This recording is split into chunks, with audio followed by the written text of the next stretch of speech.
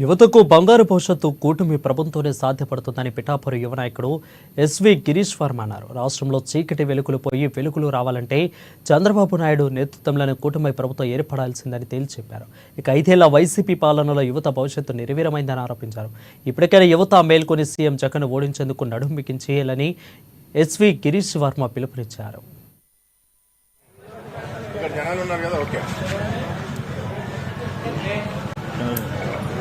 okay voice మీరు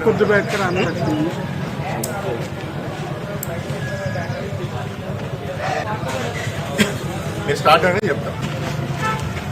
YCP కక్ష యువతికి ఇదేం శిక్ష, దీని మీద కాట్రే